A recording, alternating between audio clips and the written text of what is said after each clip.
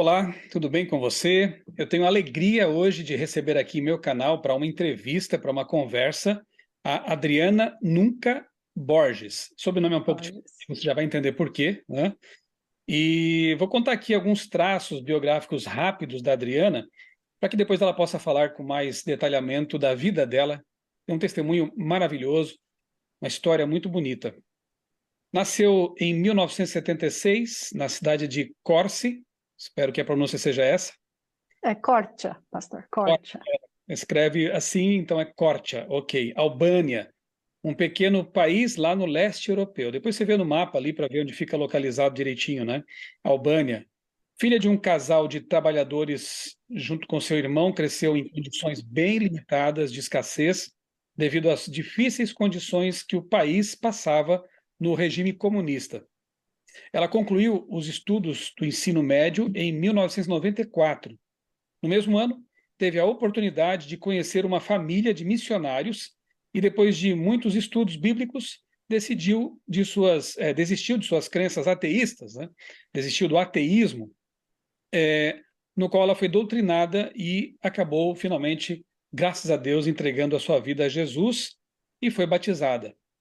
Em 98, ganhou uma bolsa de estudos no colégio do UNASP Campus Engenheiro Coelho, e se mudou então para o Brasil, onde estudou e fez também pedagogia, então, né? Fez o curso de pedagogia, fez também a sua pós-graduação em docência universitária e depois ela fez estudos de mestrado, concluiu todas as matérias, estava já na fase de preparo para a defesa da sua dissertação, mas infelizmente aconteceu alguma coisa que a impediu de defender a sua dissertação. Nós vamos comentar daqui a pouco, vamos conversar um pouquinho também sobre essa experiência que ela teve numa importante universidade pública aqui no Brasil. A Adriana se casou em 2006 com o pastor Sérgio Borges. Antes que perguntem, não somos parentes, pelo menos não próximos, né? Eu até brinquei com eles, disse, parentes sim, pela família de Noé, mas Isso. né? Mas ela se casou então com o pastor Sérgio Borges. Em 2010 receberam um chamado para trabalhar como missionários, sabe onde? Albânia. Ela voltou então para sua terra e lá ficaram por 7 anos pregando o evangelho. Só isso já é muito lindo, né? A Adriana, ela conhece Jesus, abandona o ateísmo, vem para o Brasil, se prepara academicamente, casa-se com um pastor e ela volta para a Albânia como missionária. Vai contar também para a gente como é que foi isso aí. Ali, então, nasceu o filho Pedro. Em 2017, retornaram para o Brasil e atualmente eles moram em Santo André. O pastor Sérgio desenvolve ali seu ministério e a Adriana é professora de línguas ali também em Santo André. Adriana, muito obrigado por aceitar o convite para estar aqui no canal, para testemunhar. Dá o seu olá aí para os amigos. Obrigada pelo convite, pastor. É um prazer muito grande estar aqui com o senhor, podendo conceder essa entrevista. E espero que seja, assim, uma maneira da gente testemunhar, né? Através da nossa vida, nós podemos testemunhar como que Deus dirige a vida do seu povo. Então, estou muito feliz aqui com o senhor e com quem está nos assistindo. Ok, muito obrigado. Bom, vocês já perceberam pela apresentação dela que tem muita coisa interessante para a gente abordar aqui nessa conversa, mas como se diz, né, vamos começar pelo começo. Adriana, como foi a infância lá na Albânia comunista? Bom, a Albânia, meu país, ele foi um país dentro do regime comunista desde 1944, 45. Eu nasci em 1976, então eu já nasci, né, dentro desse regime comunista. Eu lembro a minha infância como uma infância dentro daquela realidade, dentro daquilo que nós éramos permitidos a viver e acreditar. Já vou falar isso desde o início. Então, dentro daquilo que o comunismo permitia a você enxergar, a você acreditar e a você aprender. Então, a minha infância, eu fui ensinada desde pequena que nós vivíamos num dos países mais felizes do mundo, que nós tínhamos tudo que a gente precisava e que o Partido Comunista era a nossa mãe, né? O nosso pai, quem cuidava muito bem da gente. Então, desde pequena, eu acreditava piamente que eu vivia num país das maravilhas e que a gente era muito, muito feliz, né? Mas eu lembro também que nós tínhamos muitas limitações, principalmente na alimentação, né? Era uma escassez de comida muito grande, tanto é que nós tínhamos que nos alimentar de forma racionada, né? Eu lembro, por exemplo, que todo mês cada família recebia um voucher, né? Com quantidade certa de alimentos. Principalmente esses alimentos assim mais especiais considerados, como, né, vegetais especiais, farinhas especiais, carnes especiais, né? Então eram muito, muito limitados. A gente tinha direito de poucas porções. E era aquilo e pronto, e se isso acabasse, né, tinha que se virar de outro jeito. Eu lembro muitas vezes que eu comia muito, por exemplo, pão com quase nada na minha infância. Comia pão com açúcar em cima, só, é, não sabia nem o que era margarina, não sabia nem o que era pasta de dente, coisas bem básicas assim. Não sabíamos o que era um papel higiênico, né? Então, hoje, né, lógico que a gente, quando eu penso nisso, eu falo assim, como que nós fomos enganados? Então, a minha infância, pelas crenças que o regime passava, era uma infância muito feliz, um país muito feliz e muito bem cuidado, mas a realidade era completamente outra. Antes de você prosseguir aí contando um pouco mais da sua infância, à medida que você fala, eu vou lembrando de coisas que eu já li, de outras pessoas que eu entrevistei. Por exemplo, eu entrevistei alguns cubanos, inclusive um adventista, né? Dois adventistas que moravam em Cuba e vieram para o Brasil. Interessante como a história se repete, né? Ali também eles falam de vouchers, de uma ração mensal, né? Eles tinham ali porções de coisas que podiam comprar, menos de meio frango por mês para família, coisas assim que a gente pensa, como pode, né? Chegar a um ponto desse, né? E aí nós vemos também como a propaganda era forte, né? Porque muitos lá viam o país como um paraíso, e aqui no Brasil, pessoas. Eu tive professores que também falavam que era um paraíso e tudo mais. A minha esposa está lendo agora um livro, e de vez em quando a gente reveza. Eu leio um, ela lê outro, e a gente conta um para o outro e tudo mais, né? Ela está lendo agora o livro Cisnes Selvagens, da Jung Chang. É um livro muito interessante. Oportunamente, ela vai gravar, nós vamos gravar um vídeo aqui para o canal, ela vai fazer uma resenha, né, desse livro, que eu recomendo muito a todos Legal. que querem conhecer a história da China, porque a autora conta a história de 4 gerações. Começa lá com a avó, acho que bisavó, depois a avó, mãe e ela. Então elas vêm desde a China imperial até a China comunista. É muito interessante. E detalhes da sua história também são os mesmos que aconteceram lá na China no período comunista, né? Ali. Então, aconteceu lá, aconteceu na Coreia e por aí vai, né?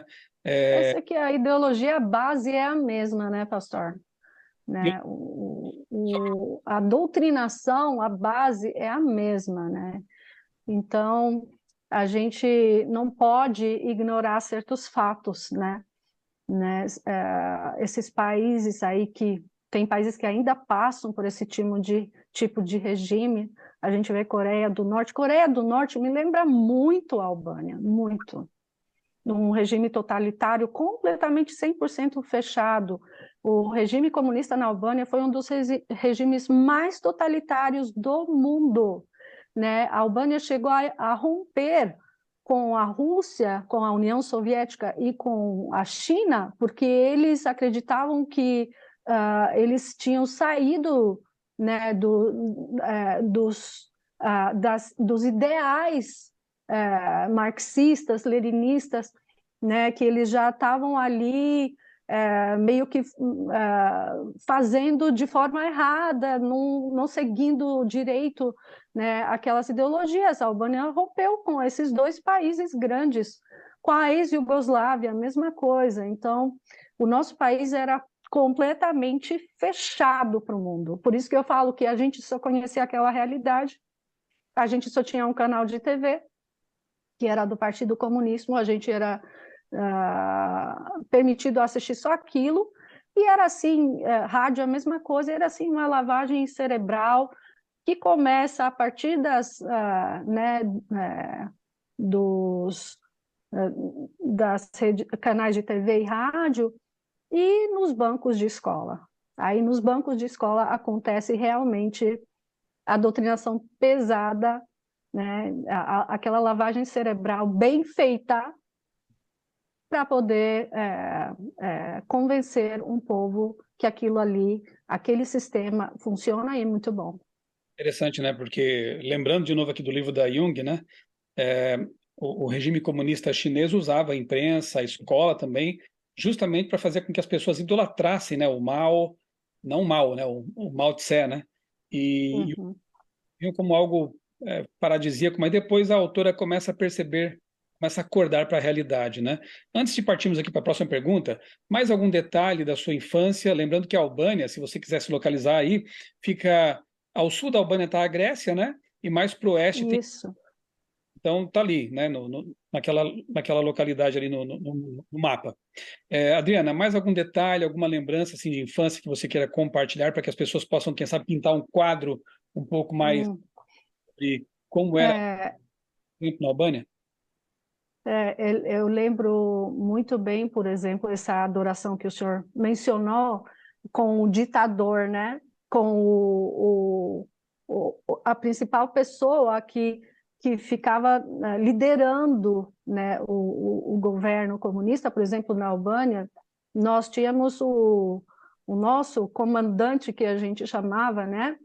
Que era a principal pessoa que como se fosse um presidente, sabe? E o nome dele é Enver Hoxha, né?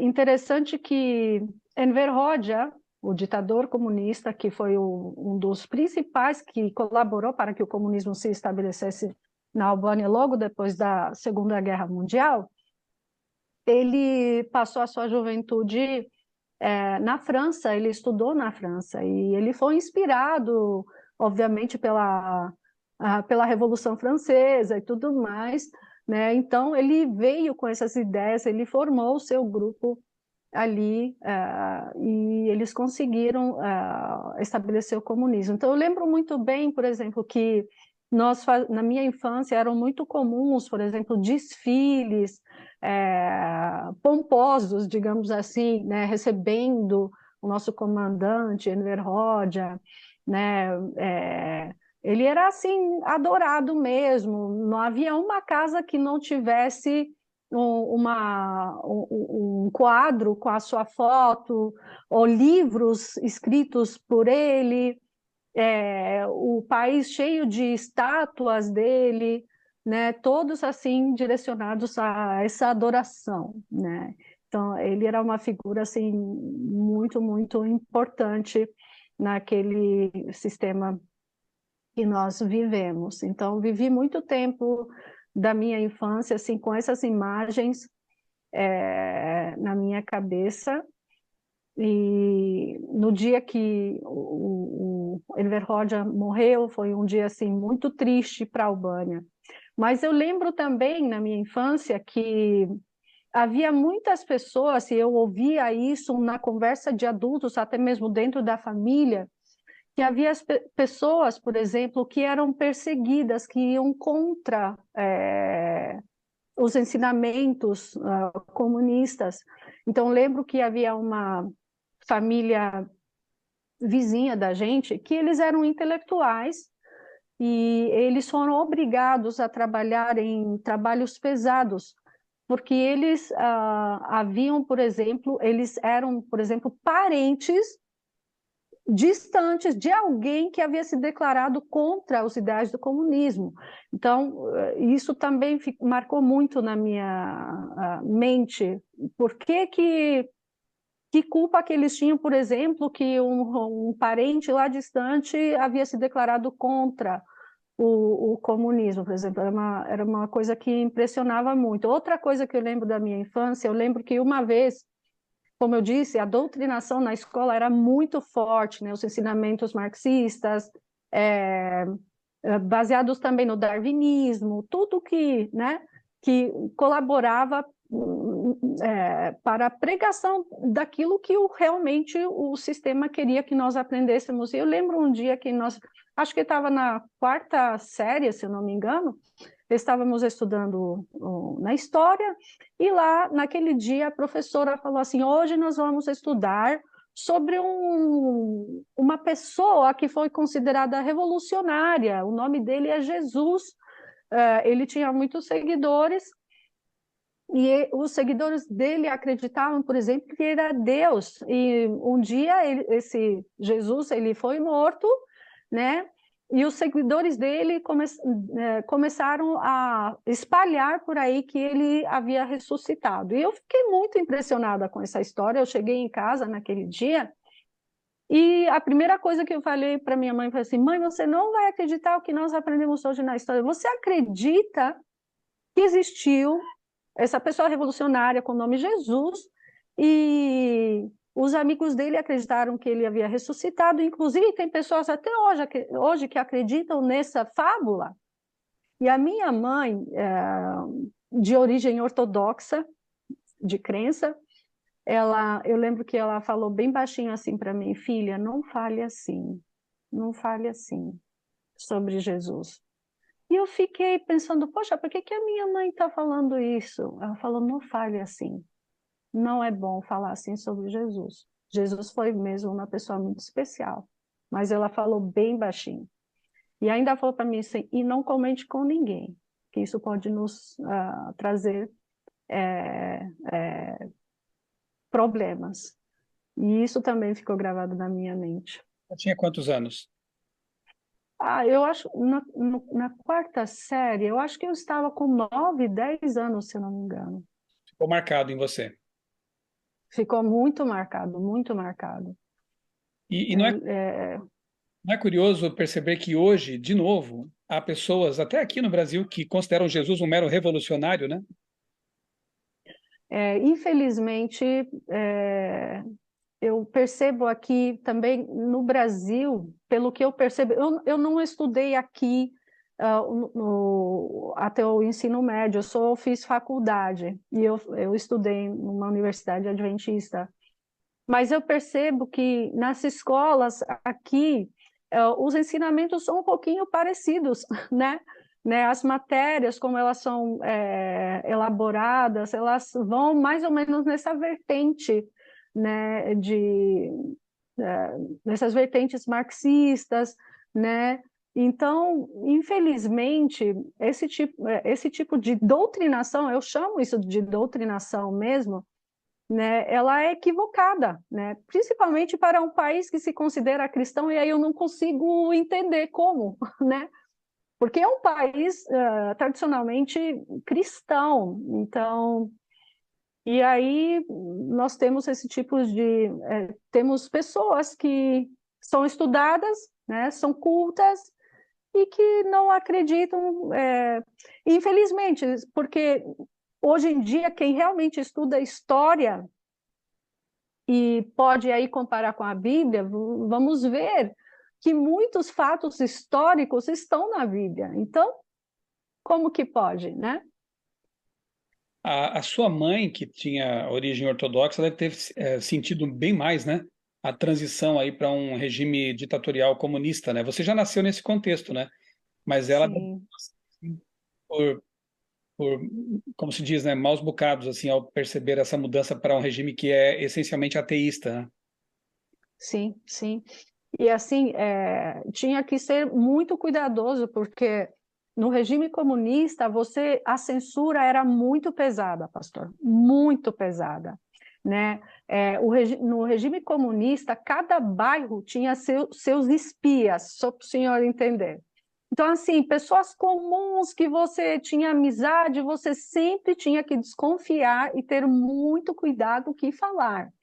Porque teve muita gente que ousava falar alguma coisa que não tivesse de acordo com o que era pregado e o que era ensinado, que acabavam indo presos.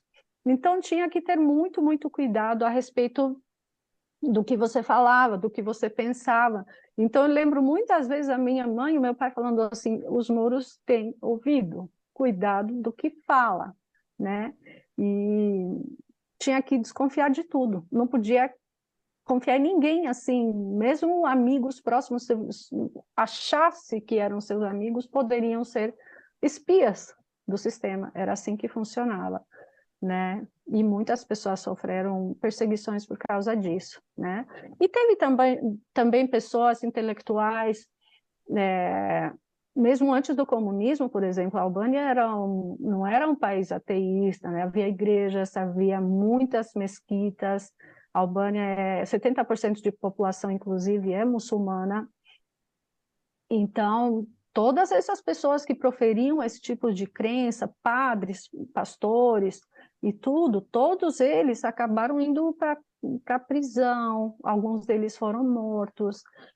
Então era muito difícil, muito complicado. Era realmente assim um circo bem fechado, sabe?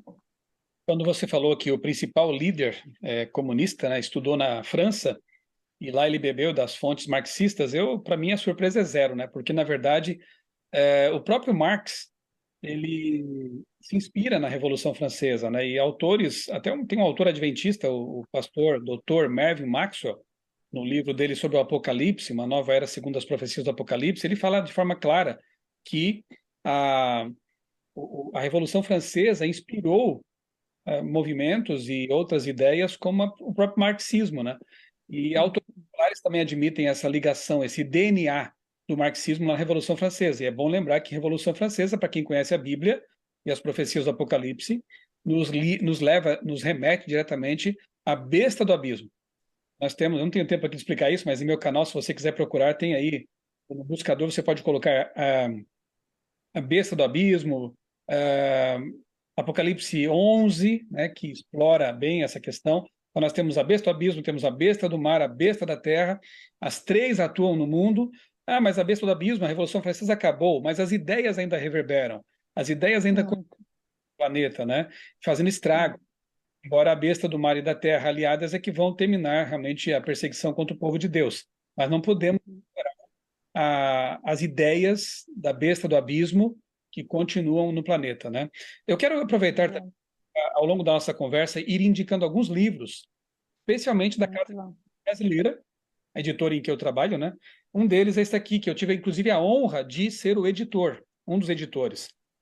Ainda que caia um céu, do pastor Mikhail Kulakov.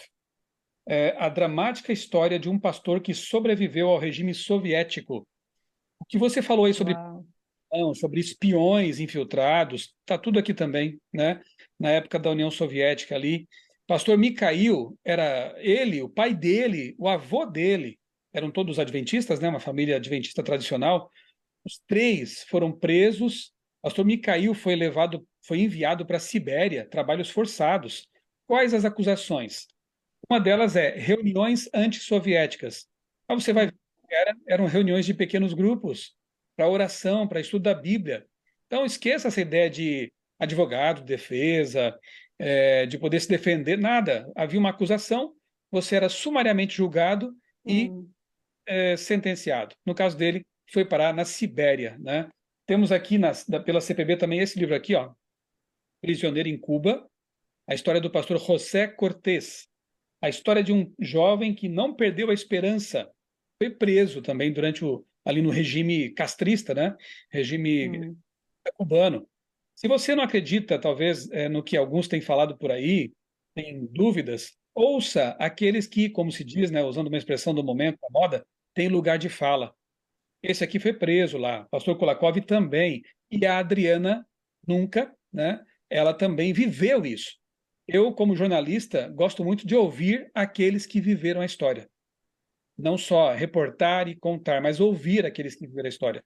E estamos aqui, então, nesse momento, ouvindo uma testemunha popular da história, no caso da Albânia. Adriana. Interessante, pastor, desculpa te interromper, que, por exemplo, o adventismo na Albânia começou de forma interessante, por exemplo, né?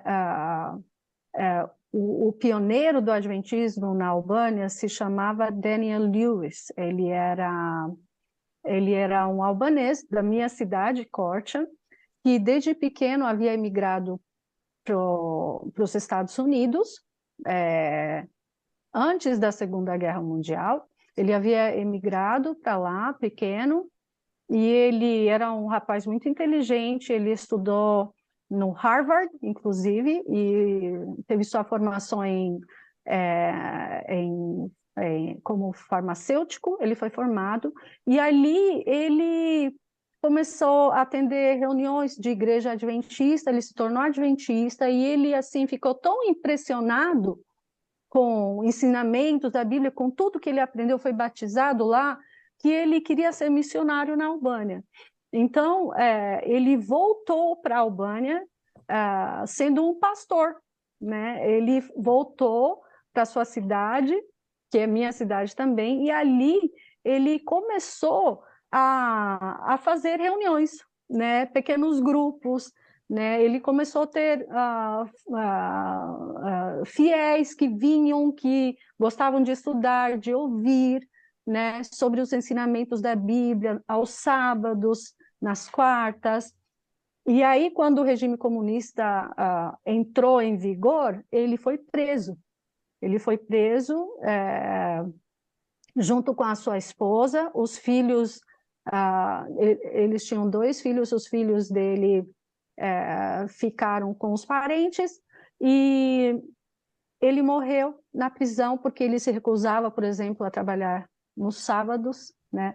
A sua esposa sofreu muito também, depois foi liberta, inclusive ela era italiana, mas acabou ficando presa por causa do comunismo, o país não era aberto.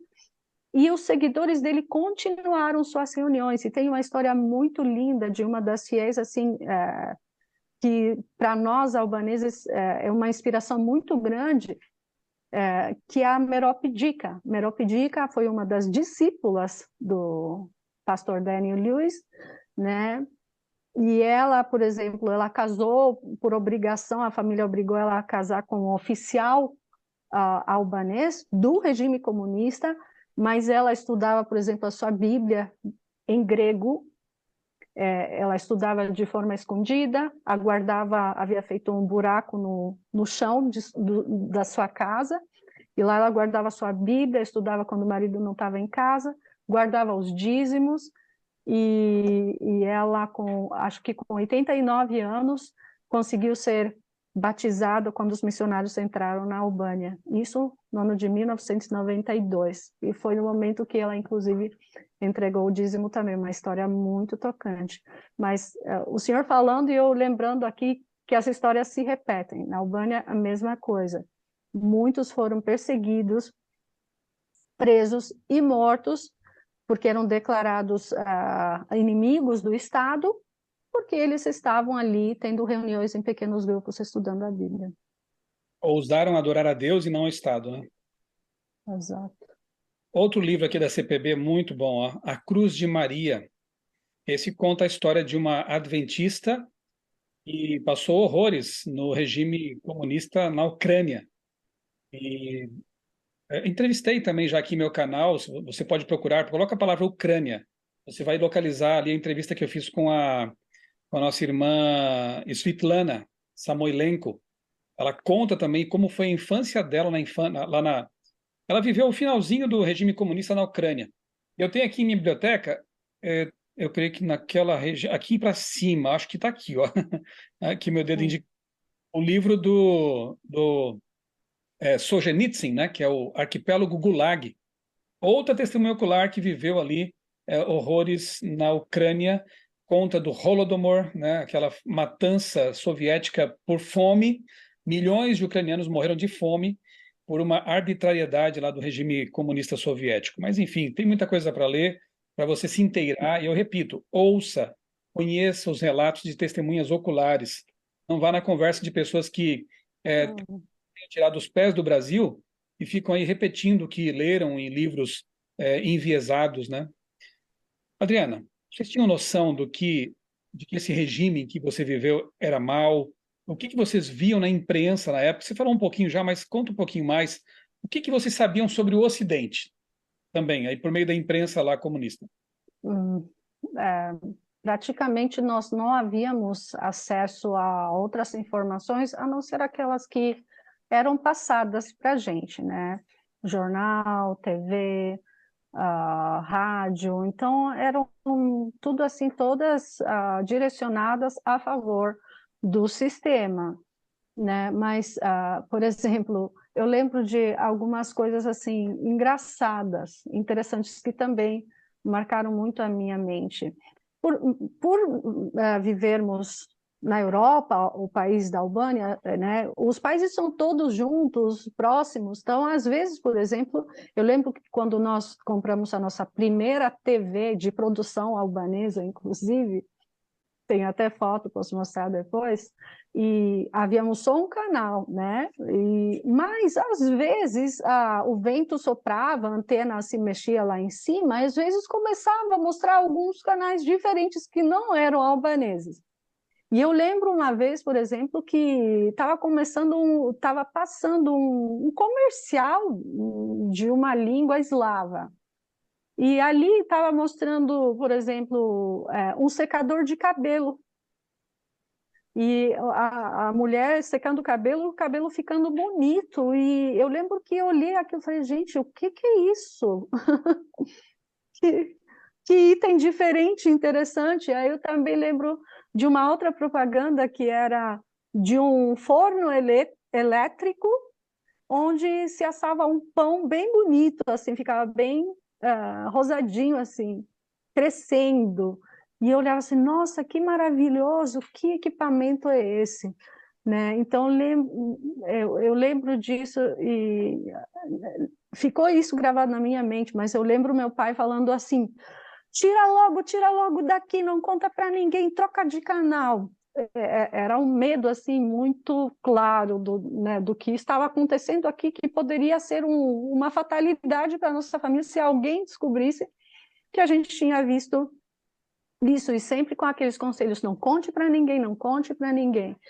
Então, no geral, né, como eu disse, fomos ensinados a crer que éramos pessoas muito felizes, que era um país farto, que não havia necessidade de nada, inclusive uma das frases marcantes que se repetia muito na TV e na rádio era vencemos com as nossas forças, né?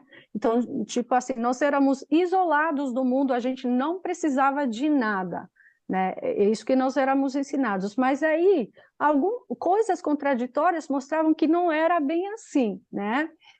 Perseguições de pessoas que a gente ficava sabendo, que a mídia fazia assim questão de mencionar que eram traidores do país, que as consequências eram severas e eram punidos de gerações em gerações, né?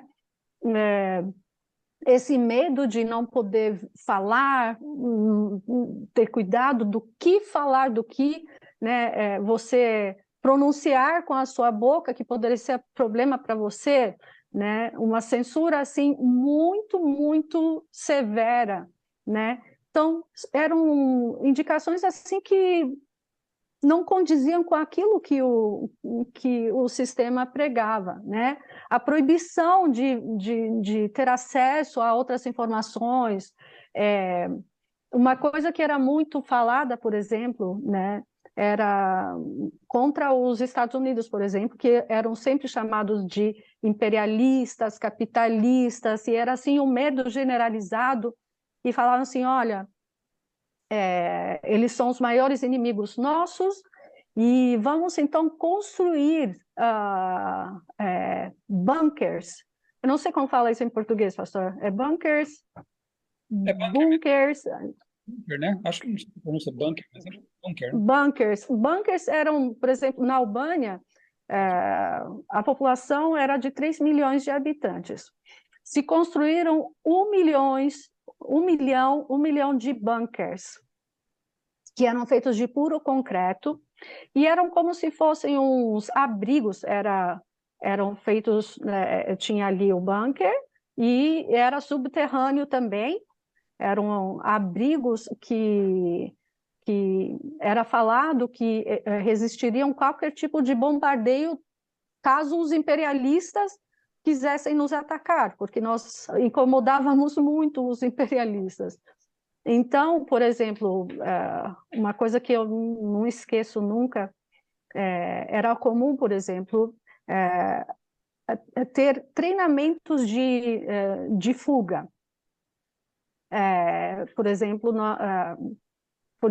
eu lembro uma vez, estávamos dormindo, era noite, e do nada começava a tocar uma sirene muito forte. E a gente tinha que se levantar rápido, do jeito que estava, calçar os sapatos e ir para os bunkers, né? Se esconder lá nesses abrigos e aguardar a segunda ordem de sair de lá. Era o treinamento de fuga, né? E eu lembro isso algumas vezes acontecendo, a gente entrando naqueles abrigos subterrâneos. Lembro do cheiro, de umidade, de fedor, de tudo. Então a gente era obrigado a ficar lá até tocar a sirene de novo e voltar para casa. Eu lembro disso. Era uma maneira, o partido, né, o sistema, o partido falava que isso era para nossa proteção, né? Então, muitas memórias assim que quando a gente, depois que o comunismo caiu, que nós abrimos os nossos olhos, a gente viu como que a gente foi enganado, né? Que era mentira que nós vivíamos aquela igualdade tanto pregada pelo sistema, né? Pautas sociais, né? Famosas pautas sociais, né?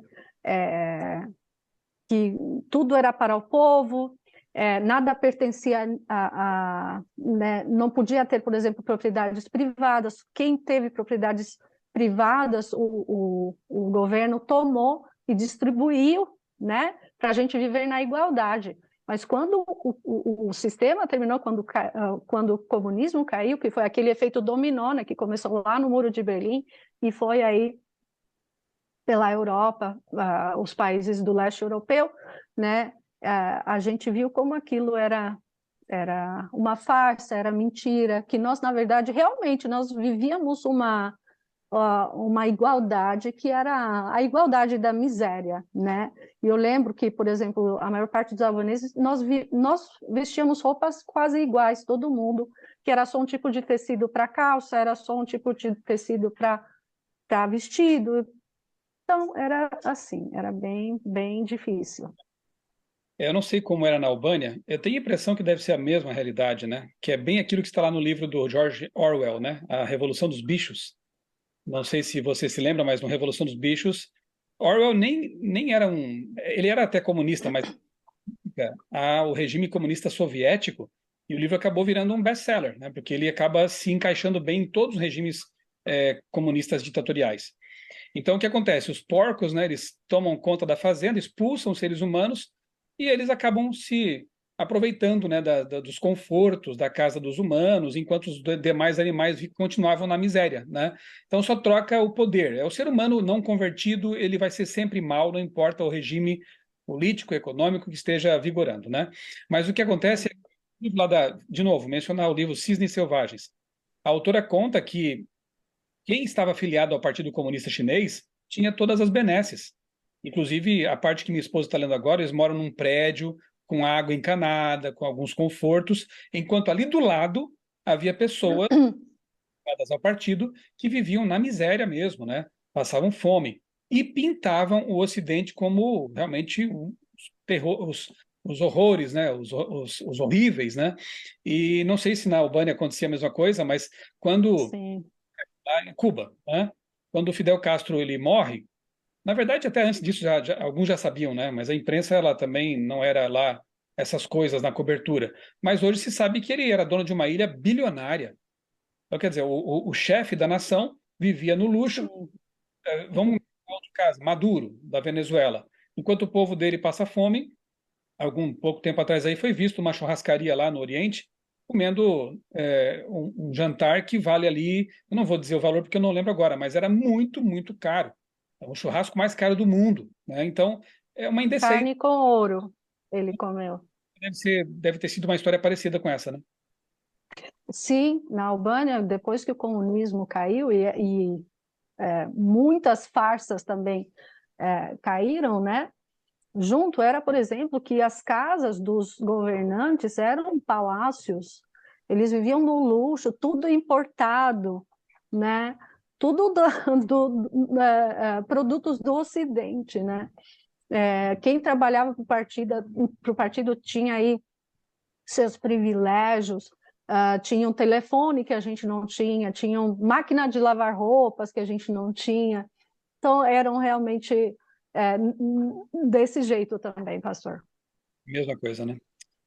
Vamos, só uma curiosidade, como foi a abertura? Você passou por isso, você viu? Como é que foi tomar consciência de que era uma mentira mesmo? Então, começou, eu disse, quando começaram, né, todos os movimentos na Europa, né, de países que passavam por esses regimes, né, e isso foi um efeito dominó que chegou na Albânia. Então, quem começou esses movimentos foram estudantes universitários, liderados por alguns professores, que começaram um movimento anticomunista, começaram a protestar, e eu lembro que naquela época eu tinha 15 anos, 15 para 16 anos, e começaram, né, a falar sobre o que realmente acontecia. Isso passava na TV do partido falando que pessoas revoltadas, criminosos estavam, né, falando contra o sistema.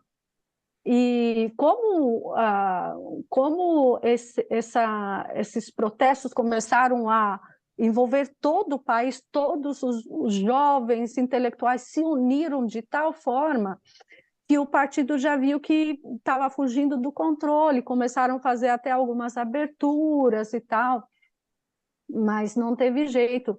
E eu lembro que durante esse período, eu e os meus amigos de sala no ensino médio, nós também participamos em alguns protestos contra o sistema, né? Depois que nós lemos e fomos ver assim como que realmente funcionava o sistema e fazia todo sentido, então acabei participando de alguns protestos também.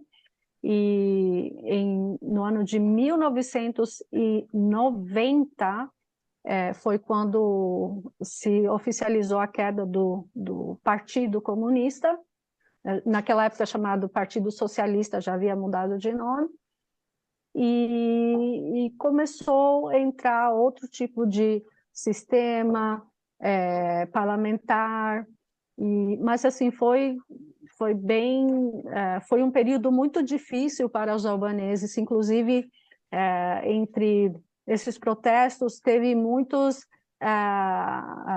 aconteceu um êxodo muito grande, mais de 1 milhão de albaneses tomaram os navios, tomaram barcos e foram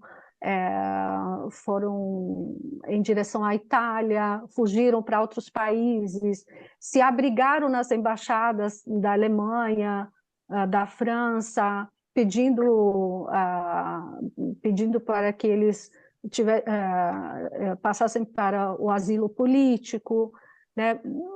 Praticamente 1 milhão de albaneses que emigraram para o Ocidente. E vou mostrar isso em fotos. Foi assim um período muito difícil para a Albânia. Muitas pessoas morreram tentando, né, sair fora da Albânia. Foi bem difícil, foi bem marcante. nos anos 90, 91, a imigração foi muito grande, tanto é que a Albânia, que tinha 3, 4 milhões de habitantes, agora tem 2 milhões de habitantes, quase metade dos albaneses moram fora do país desde a época que o comunismo caiu. Então, tem muitos albaneses espalhados aí pelo mundo, Itália, muitos albaneses, Grécia tem muitos albaneses, Alemanha, Estados Unidos tem muitos albaneses, todos que fugiram assim que a Albânia abriu as portas. Tem um amigo um amigo adventista que mora na Rússia, ele casou com uma russa, e ele gravou um vídeo um tempo atrás, eu até coloquei aqui no meu canal também. Ele conversou com um senhor já idoso, russo, e ele disse assim para ele: o senhor sabia que no Brasil existem pessoas, especialmente alguns jovens, que defendem o comunismo? Ele começou a chorar. Ele disse que não entendia como isso pode ser, né?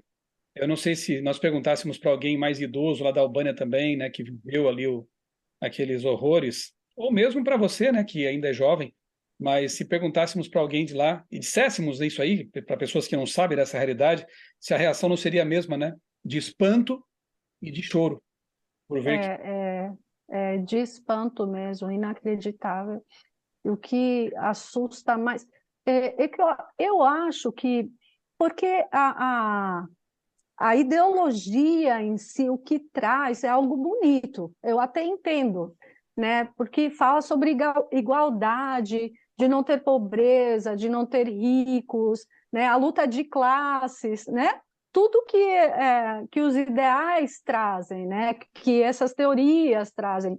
Mas a gente sabe que a realidade é bem outra, é só você ver os países que passaram por esse regime e que ainda vivem esse regime, né? Talvez se você tem igualdade e as pessoas vivem tão bem que não precisam fugir, por exemplo. Vamos ver aí os nossos exemplos, os nossos vizinhos da Venezuela, por exemplo, não é? Se fosse assim realmente tudo isso que se prega a verdade, por que tem tantos venezuelanos que a gente vê até nas ruas pedindo comida? Tantos outros países aí que passaram por esse regime, né? Os albaneses, metade dos albaneses moram fora, diáspora, justamente por querer fugir desse regime terrível, né? O que causou pobreza profunda até hoje, né? Sentimos o impacto do que foi, né? O regime comunista. Né? Para mim, isso aí não tem dúvida que isso aí é obra de Satanás. Isso aí não é de Deus. Nós não podemos compactuar com falsas ideologias. São falsas ideologias, elas não são verdadeiras. Prometem felicidade, prometem igualdade, mas elas não entregam isso na prática. Eu posso dizer porque eu vivi isso até os meus 15, 16 anos, e eu sei muito, muito bem como que é esse sistema. Você viver na censura de não poder ter a liberdade até de pensar diferente, né? De você não poder ter uma vida decente, adequada. Os meus pais trabalhavam duro, por exemplo, meu pai era mecânico, minha mãe era artesã, e o meu pai ganhava, por exemplo, pastor, $4 por mês. O que é $4 por mês de salário? Né? A minha mãe ganhava $3 por mês. O que era $3 de salário? Se você vê isso, isso acontece muito na China, na Cuba, na Venezuela. É esse tipo de promessas que não são reais, né? É a política da igualdade, da miséria e da mentira. É obra de Satanás. E não para por aí, né? É assustador, por exemplo, ver no Brasil pessoas sonhando com esse tipo de regime, até pessoas intelectuais que eu, sinceramente, não entendo, que acreditam nesse tipo de discurso, tendo realidades e fatos de que isso não é real. E vai mais além ainda, como que pode compactuar com censura? Como pode? Hoje em dia, infelizmente, o Brasil está nesse passo aí de censura, e as pessoas estão se acostumando com isso, até concordando, né? É muito, muito complicado, né? Daqui a pouquinho seremos proibidos né? Vou ter que viver um déjà vu, de repente, na época quando não podia falar o nome de Deus, né? É muito assustador isso aí. Eu estou preocupada, sinceramente, porque é assim que começa, com discursos bonitos, vindo com essas propostas de pautas sociais, né? Que nada mais são um mero discurso para a gente poder acreditar e abraçar ideologias que são antibíblicas, porque afinal de contas Jesus, que foi digamos assim, a pessoa que mais cuidou, né, das minoridades, das pessoas diferentes, dos sofridos, dos pecadores, aqueles rejeitados, né, sempre cuidou deles, deu atenção especial para eles, mas sim, aceitou a eles, mas nunca, por exemplo, permitiu que essas pessoas saíssem de lá da forma que chegaram para ele, né? Então, estamos vendo hoje em dia, por exemplo, o evangelho sendo pregado de forma equívoca, né? Compactuando, né? Concordando. Não está sendo pregado o evangelho da transformação, está sendo pregado Jesus que aceitava, mas está sendo deixado de lado que Jesus transformava. Jesus transformava.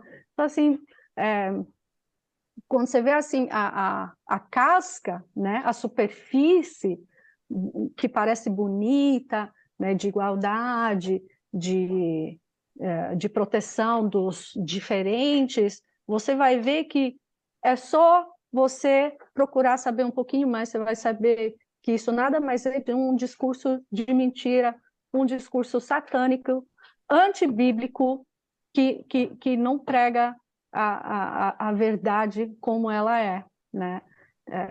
E isso tudo a troca de fazer as pessoas acreditarem nesse tipo de mentira, e quem prega essas mentiras usa isso a favor deles, e isso é muito triste. É um tipo de utopia, né? Eu mesmo, quando jovem, fui adepto da chamada teologia da libertação. Portanto, eu tinha ideias.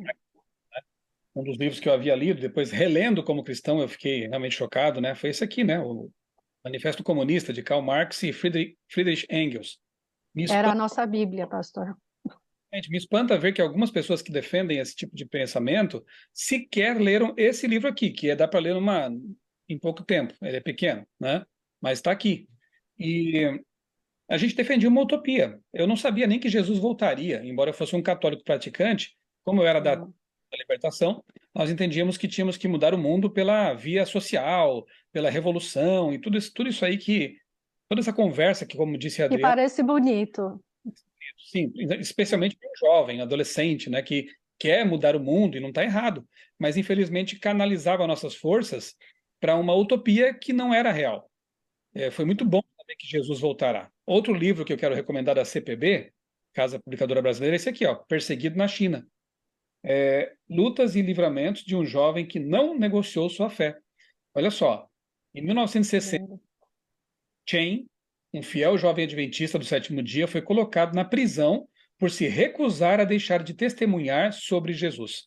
Só vou ler isso aqui, tá? Para você ver como é realmente difícil pregar em um tipo de regime em que há censura, em que há um monitoramento do que você diz ou deixa de dizer, em que o cristianismo ele é pintado com cores negativas, né? Como um empecilho para o sistema. Cuidemos, oremos também para que a liberdade permaneça por mais tempo, a fim de que nós possamos pregar o evangelho. Só para registrar, Venezuela, 7 milhões de venezuelanos já deixaram o país. Fugiram do país, não é que deixaram, fugiram. A vida está insustentável. Muito bem. Adriana, mais algumas coisas aqui, algumas curiosidades que eu queria saber de você. Ainda lá na infância, adolescência, né? Qual era a motivação que vocês tinham para estudar, para crescer, se desenvolver? Havia algum tipo de valorização do trabalho? Outra coisa, durante o regime comunista, né, vocês podiam se manifestar de alguma forma, podiam reclamar, protestar, enfim. E Bom, fico por aqui. É muita pergunta para de uma curiosidade. É, Isso aí para mim, então. bom, é, motivação nos estudos, na Albânia se trabalhou bastante a questão dos estudos, porque era assim o canal principal com que as pessoas eram doutrinadas, ensinadas. Então, assim, eu não me lembro de ter muitos sonhos assim. Eu lembro que eu queria ser professora quando pequena, inclusive brincava disso, mas assim, nós éramos muito incentivados de sermos jovens comunistas de valor, muito, muito incentivados em todos, né, tudo que nós fazíamos dentro de escola, fora de escola, os jovens todos eram motivados a estudar para se tornarem jovens comunistas preparados, né? É, é, acontecia muito trabalho voluntário, que os jovens tinham que ir, por exemplo, trabalhar, fazer trabalho de agricultura, para que o país crescesse. É, que mais? Era basicamente isso, mas o trabalho valorizado, a gente não tinha muita noção. Então, para a gente, aquele salário de quatro, um bom salário, por exemplo, de um médico, era de $6. Então, assim, não tinha muito o que sonhar, porque era oferecido muito pouco. Então, a motivação. E outra coisa, como tudo pertencia ao Estado, não havia propriedades privadas, então o trabalho também era de qualquer jeito também, porque não era privado, não era da pessoa. Então, era aquele cuidado, é tudo do povo, era tudo centralizado, né, no Estado. Então, não tinha muito assim motivação para você querer crescer, você ter um futuro melhor. A gente já sabia mais ou menos qual que era o nosso futuro, então não tinha muito espaço para sonhos, né, de você, sei lá, fazer uma faculdade, você ter uma boa profissão, você ter uma boa renda, você querer viajar. A gente não tinha isso, né? Era bem limitado. Então, a nossa alegria era quando tinha alguma festa que era pelo partido, principalmente primeiro de maio, era muito celebrado. Não havia Natal, né? Havia Ano Novo. Então, tudo, por exemplo, todos os símbolos de Natal, a árvore de Natal, o Papai Noel, né, que existem geralmente, lá era tudo transferido para o Ano Novo, a árvore do Ano Novo, o Papai do Ano Novo, era tudo assim. Eram os únicos momentos felizes, né?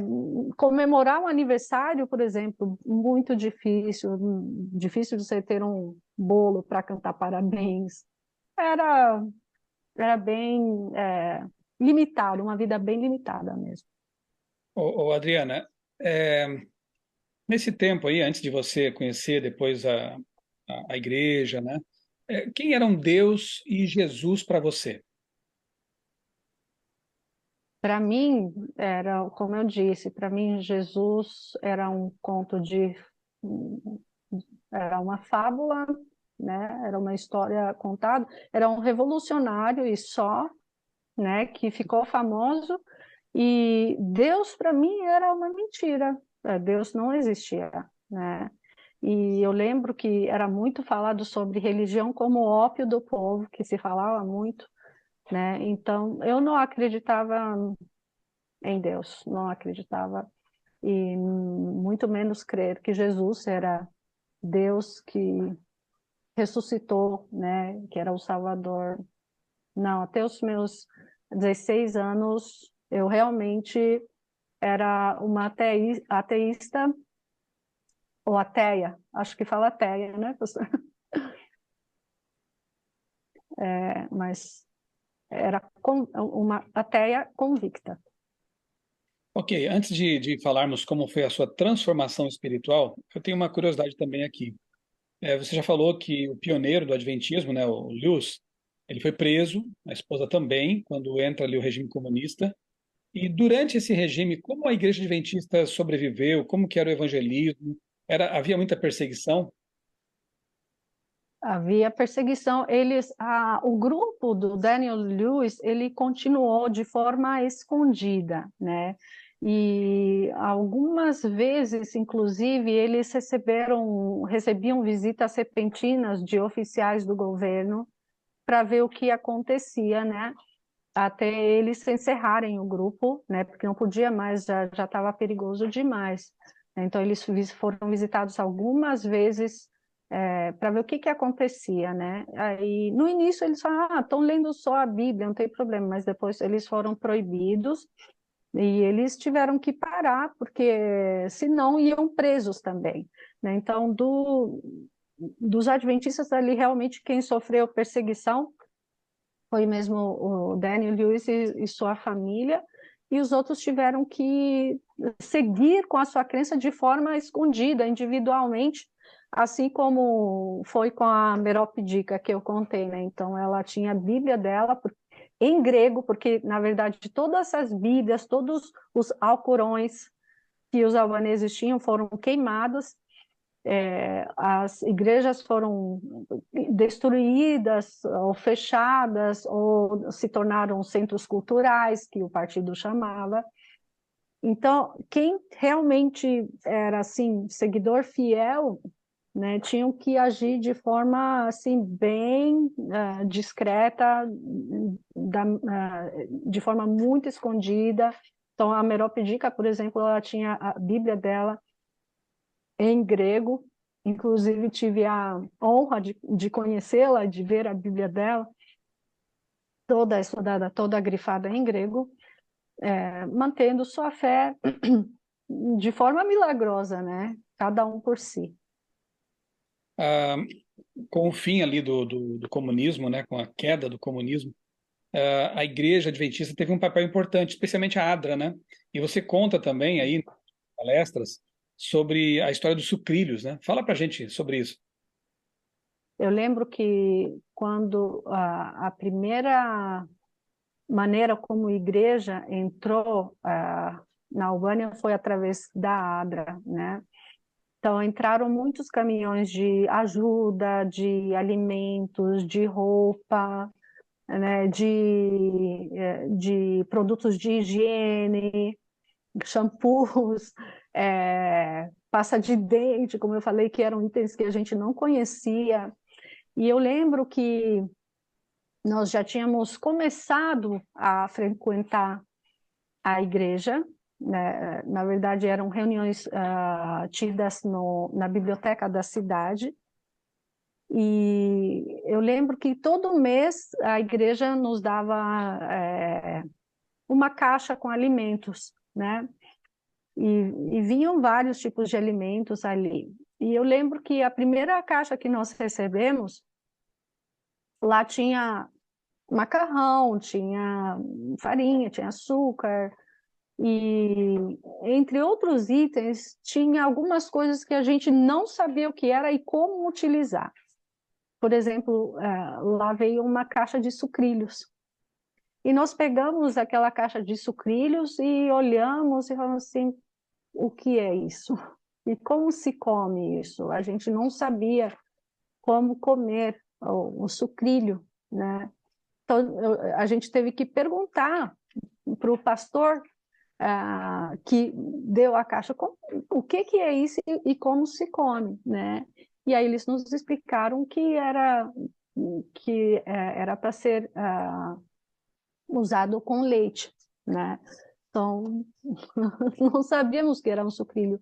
Outro pote que veio, que era estranho para a gente, foi a manteiga de amendoim, é assim que fala, pasta de amendoim, né? Também um item bem diferente, assim, e lembro que assim era tão gostoso que a gente começou a comer assim com muito cuidado, só não todos os dias para não acabar, porque a gente não conhecia essas coisas, né? Pasta de dentes, começamos a usar pasta de dentes depois de muitos anos, né? Os nossos cabelos eram lavados com sabonete que lavava a roupa, né? Então coisas assim que eu conheci depois que já era grandinha.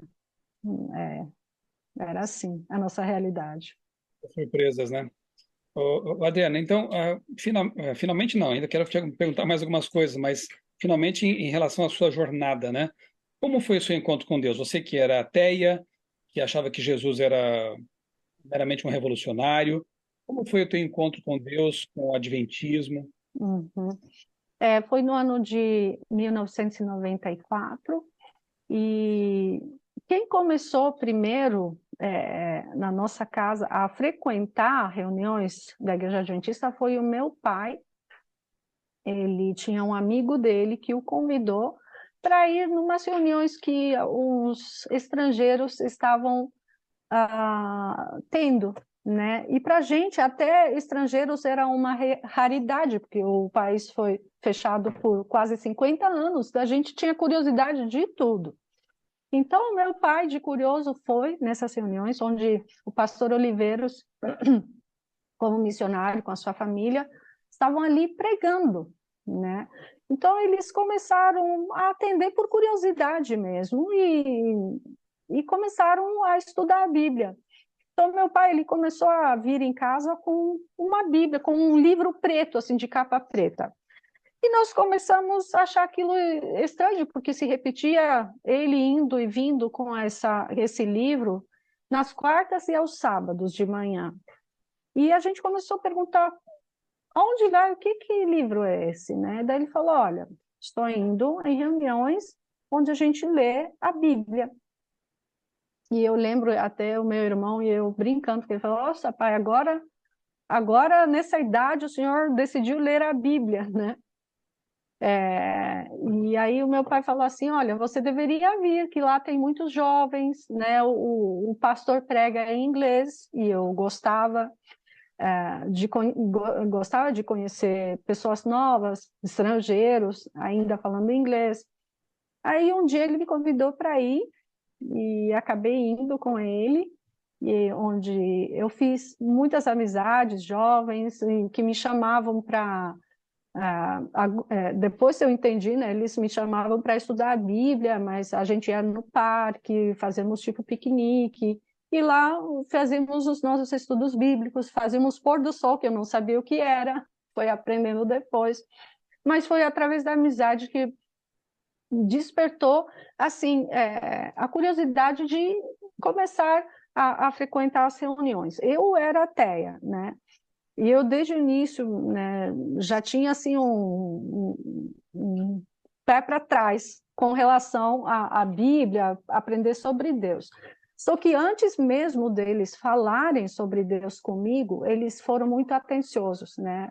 Os missionários muito atenciosos, muito queridos, e aquilo me mexeu comigo, porque eu fiquei pensando assim, como que pode pessoas que não nos conhecem ter esse tipo de cuidado, esse tipo de carinho com a gente, né? Como que pode, né? Então isso me fez pensar que no mínimo essas pessoas que criam naquele livro, alguma coisa de boa havia naquele livro, né? Então foi assim que começou assim. Falei, tá bom, então eu quero então estudar essa Bíblia aí, esse livro que é chamado Bíblia. E eu quero saber o que fala sobre Deus, se ele é real mesmo. E eu acho que o Espírito Santo ele foi trabalhando, né, no meu coração, foi assim, amolecendo o meu coração com relação à minha visão sobre Deus, né? Ver que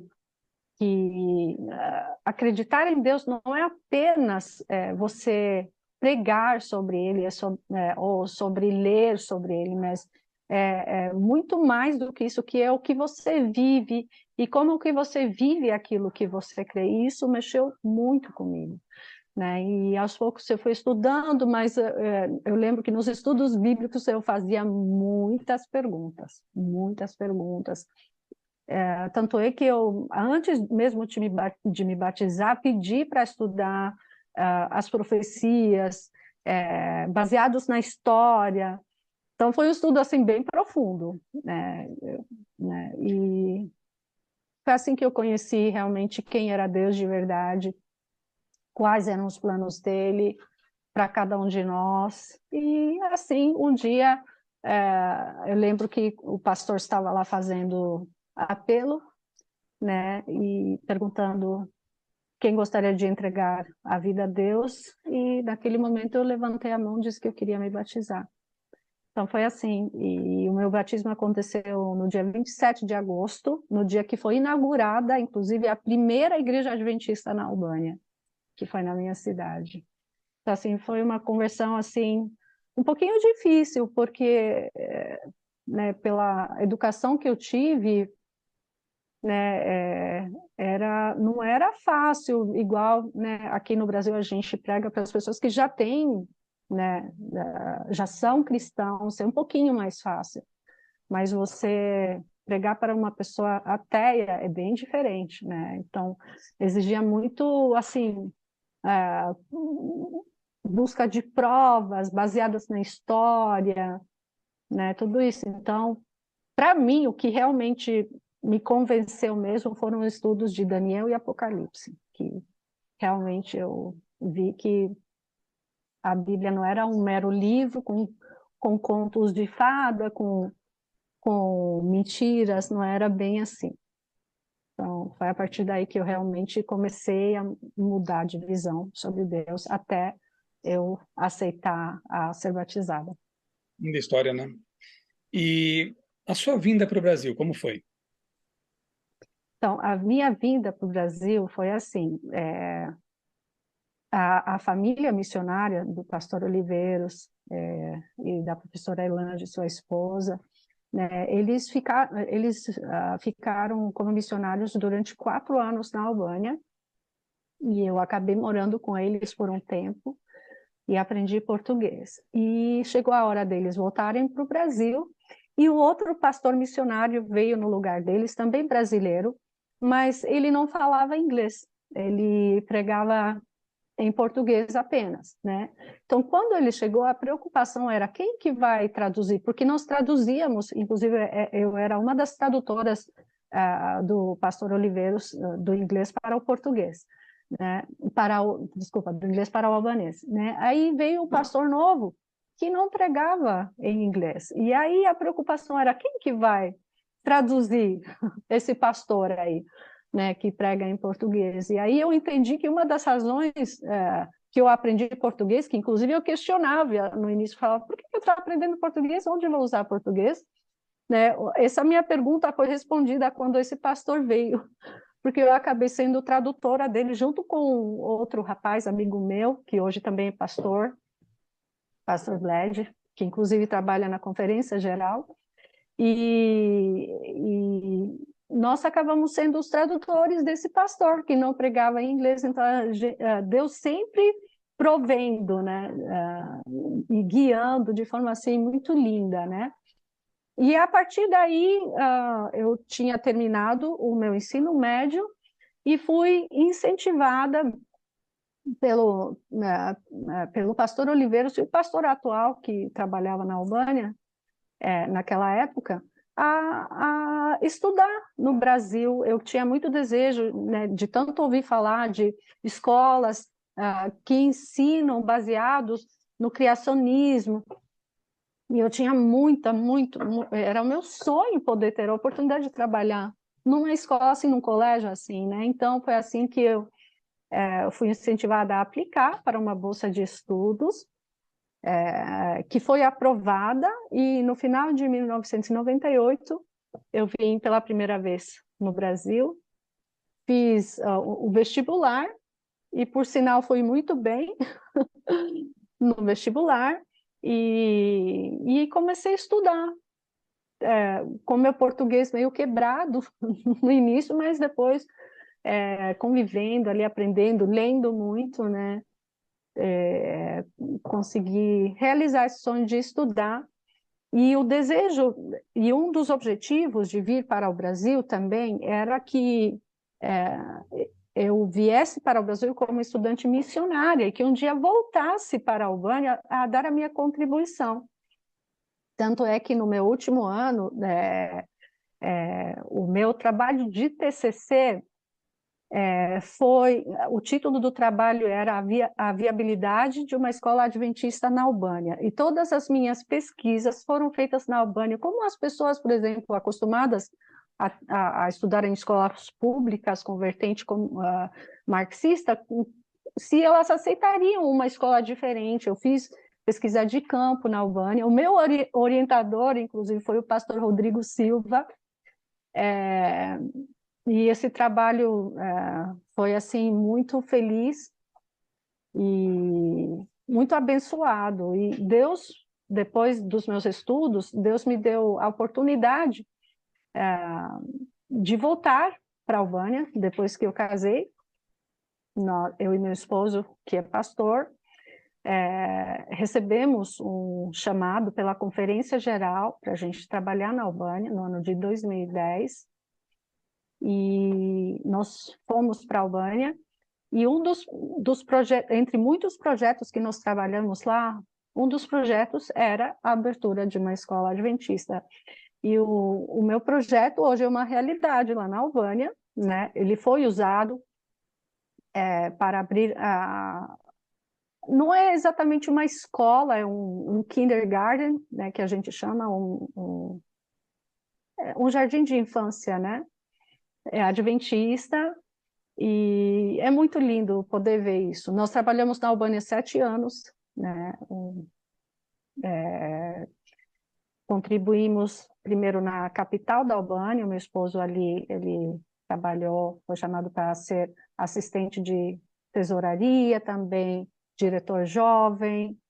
Trabalhamos com projetos, começamos o projeto com desbravadores. Nós temos vários lindos testemunhos com esse projeto de desbravadores. Abrimos alguns clubes em cada igreja da Albânia. E assim, foram anos muito felizes. E o mais feliz de todos, pastor, foi que depois de 3 anos trabalhando na capital, nós fomos transferidos na igreja de Corte, que foi a minha igreja onde eu me batizei. E trabalhamos também lá durante 4 anos, com vários projetos também, desbravadores, escola de inglês da comunidade, onde eu era coordenadora e professora também. E eram projetos que, claro, utilizávamos para evangelizar, e muitos jovens e muitas famílias se entregando a vida a Deus através desses projetos. Lindo, né? Deve ter sido assim uma experiência muito emocionante poder retornar ao seu país depois de algum tempo e já convertida, já como missionária, né? Mas tem um detalhe, Adriana, que até mencionei logo no início dessa nossa conversa, né? Você depois cursou uma pós-graduação em docência universitária e ingressou num programa de mestrado numa importante universidade pública aqui no Brasil. Nós vamos aqui omitir o nome, não vem ao caso, mas uma famosa universidade aí. E você tentou desenvolver também o seu projeto, né? Dar continuidade ao seu projeto, mas não deu muito certo, né? Conta um pouco para a gente como foi. Então,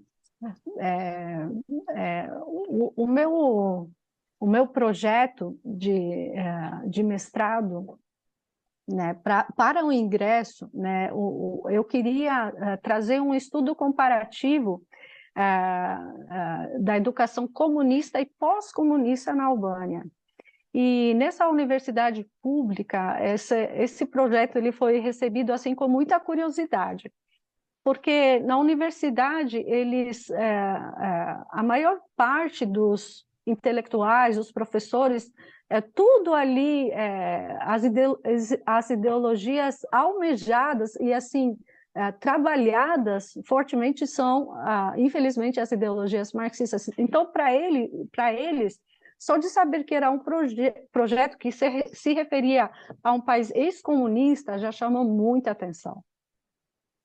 Então, o meu projeto foi aceito assim de primeira, e eu já tinha 3 professores que acompanhavam essa minha pesquisa, esse meu projeto, e tinha um orientador que trabalhava junto comigo. Mas interessante que para ingressar nessa universidade, eu tenho até um testemunho muito lindo com relação ao sábado. Porque para você ser aceito no mestrado nessa escola, nesse lugar, você passa por 3 fases, né? Você passa, primeiro, projeto escrito, depois você faz uma prova escrita, né? Eles dão ali os livros que você precisa estudar para você fazer, né, a prova escrita e depois a entrevista oral. E eu lembro que eu já tinha passado no projeto e já tinha feito a entrevista oral e eu precisava concluir com a prova escrita. E eu lembro que quando foi anunciada a data da prova escrita, eu vi que era num sábado. Então, eu escrevi para o meu orientador agradecendo por todo o apoio que tinha me dado. Agradeci, né, por toda a ajuda até ali, mas eu não poderia continuar, porque a prova era aplicada no sábado e eu era adventista do 7º dia e no sábado eu não faria a prova. E eu lembro que o meu orientador falou assim, poxa, estou muito triste agora, como assim? Não, você está quase no final, não deixe isso, não permita com que a sua religião atrapalhe, isso é importante para a sua vida. E aí eu fui firme e falei, não, professor, eu agradeço muito, mas as minhas convicções, elas, né, elas não vão, eu não vou colocar em jogo aquilo que eu acredito por causa de uma prova, existem outras maneiras e Deus vai mostrar. E ele ficou muito impressionado com isso, ele falou, olha, eu tô triste, eu não acredito que isso está acontecendo, mas é a sua decisão. E qual não foi a surpresa? Que começaram a acontecer algumas reformas nessa universidade e muitas das salas de aula estavam passando em reforma. Então, devido a tudo isso, tiveram que mudar a data da prova, que foi marcada para uma quarta-feira, e eu lembro um dia que o meu orientador me ligou e falou assim, Adriana, se prepare para a prova, porque ela vai acontecer e não vai ser no sábado. Aí ele ainda falou assim, olha, você acredita em Deus? Então, se você acredita em Deus, para você isso deve ser sinal de Deus. Então, se prepare para a prova. Então, eu fui fazer a prova, uma prova muito difícil, mas eu passei na prova e comecei a desenvolver os meus estudos, a minha dissertação, enquanto fazia as classes, escrevi artigos, né, e dava para sentir assim, muito o clima dessas ideologias marxistas, era muito forte em todas as aulas, professores e tudo era em torno disso. E o intuito do meu estudo era realmente um estudo comparativo, eu não estava ali para falar mal de nenhum das duas vertentes, educação comunista e pós-comunista, eu apenas estava ali para fazer um estudo comparativo, como que era no comunismo e como que estava pós-comunismo a situação da educação nas escolas, né? Matérias curriculares, tudo, como que era, como se trabalhava. Mas, infelizmente, infelizmente, os meus professores que me acompanhavam e o meu orientador queriam que eu seguisse a linha deles de pensamentos, que eu falasse mais, aprofundasse mais os benefícios da educação comunista, das ideologias marxistas. E eu, depois de escrever muitas páginas, eu falei, toda vez que eu tentava apresentar, né, era devolvido e falado, olha, você não está indo na direção que a gente quer, você tem que seguir essa outra linha. Até chegar um ponto que eu desisti, falei, professor, eu não vou defender uma linha na qual eu já passei por ela e eu abandonei, eu não acredito nisso, né? Esse tipo de doutrinação, eu não acredito nesse tipo de lavagem cerebral, então, com todo respeito, eu não posso escrever o que os senhores estão me pedindo, porque não acredito nisso, eu sou fruto disso, né? E eles concordaram que eu não continuasse, porque para eles não interessava mais, e para mim também eu achei bom. Me senti até aliviada, porque é muito ruim você ser forçado a escrever sobre coisas que você não concorda, né? Então, me senti aliviada, agradeci. Eles também me agradeceram, inclusive, mais uma vez, se admiraram com as minhas convicções, e eu espero que, sei lá, tenha sido um ponto de testemunho para eles também. Mas foi assim a minha história. Mas esse sonho não acabou, porque eu ainda pretendo em concluir esses estudos aí. Por favor, conclua e depois disponibilize. Eu fiquei curioso, eu quero muito ler. Eu me seguro aqui para não dizer o que eu penso, né, dessa arbitrariedade acadêmica, dessa falta de sensibilidade, né?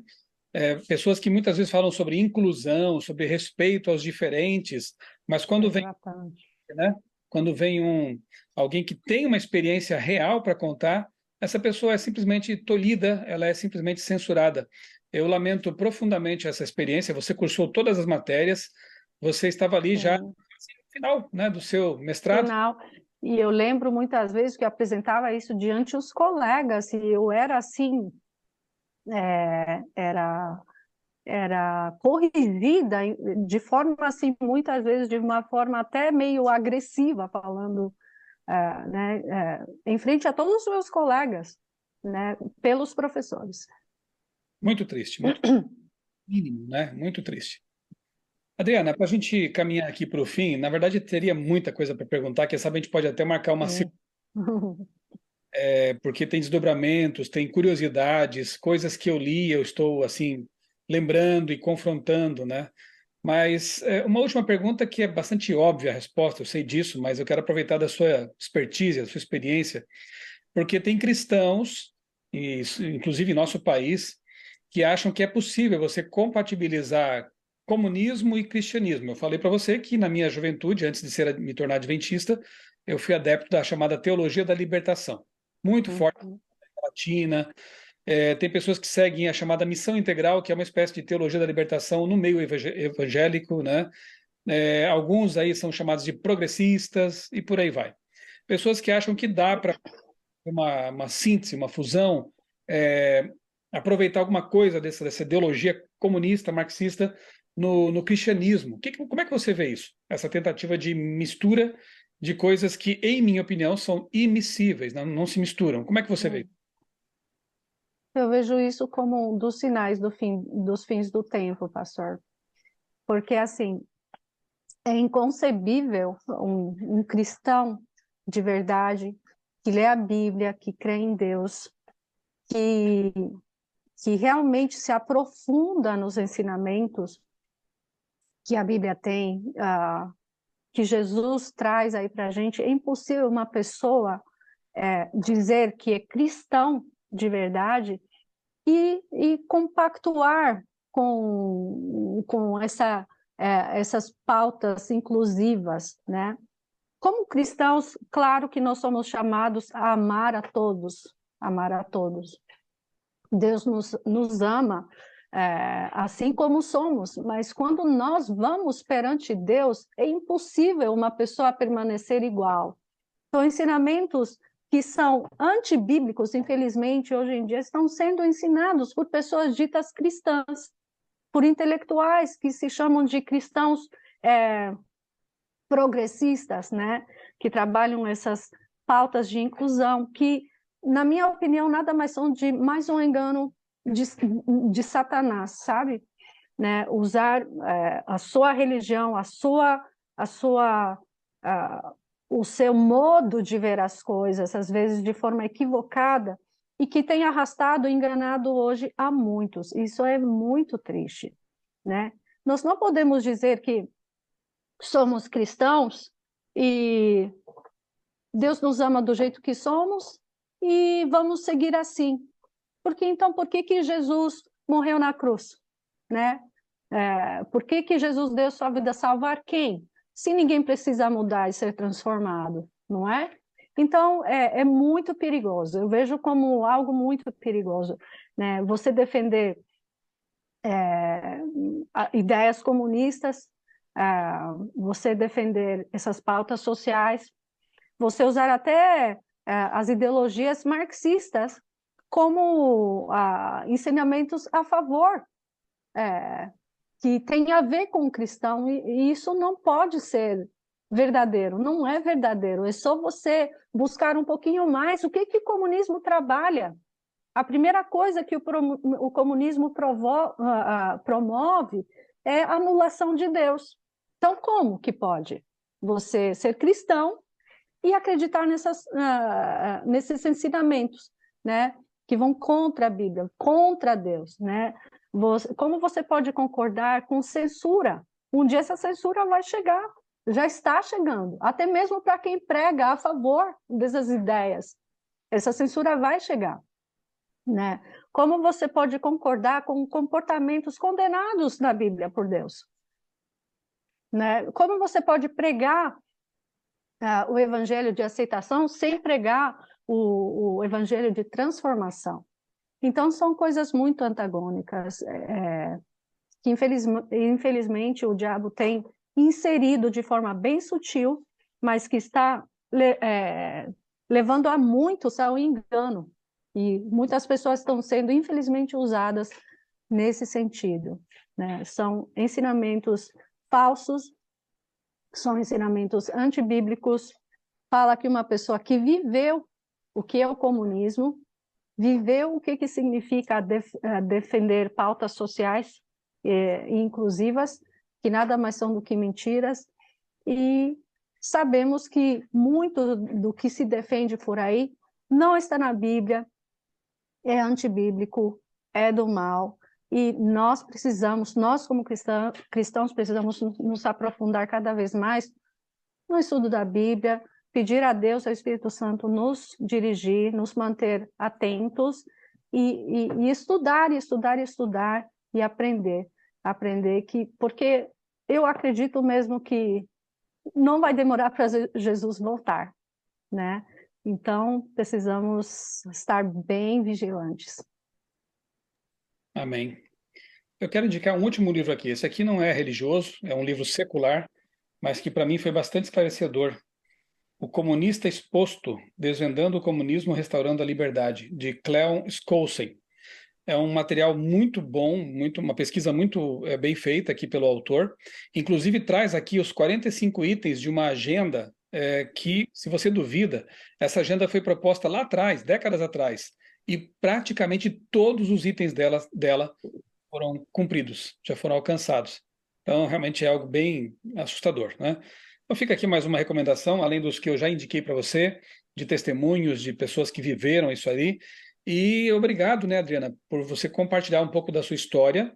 Louvado seja Deus pelo que Ele fez na sua vida. E hoje você, né, como um casal pastoral, aí tem levado essa mensagem para tantas pessoas, e com a experiência que vocês têm de missionários, isso é lindo, é maravilhoso. O mais importante de tudo que a gente conversou aqui realmente é ver o poder transformador do Evangelho. Você falou isso algumas vezes, que o Evangelho não apenas inclui, ele transforma. E você é uma prova viva disso, de transformação. Jovem ateia, ex-comunista, que hoje está empregando aí seus talentos, sua vida, juntamente com seu esposo, para pregar o Evangelho que te transformou, que te salvou, né? Adriana, muito obrigado, tá? Que Deus continue aí abençoando a sua família, a missão de vocês, e que o que você disse agora aí realmente se cumpra logo, também é o nosso grande desejo. Volte logo e traga o reino eterno. Aí sim, né? O verdadeiro reino, que não é utópico, real. O verdadeiro reino que prega a igualdade, né? O reino de Deus. Em que todos são nivelados ao pé da cruz, em que haverá paz verdadeira, felicidade eterna, justiça eterna, né? Isso tudo a gente aguarda e está pregando isso e esperando que logo aconteça. Obrigado mais uma vez. Obrigada. É você que nos assistiu. Grande abraço. Deus abençoe grandemente a sua vida. Obrigada, pastor, também pelo convite.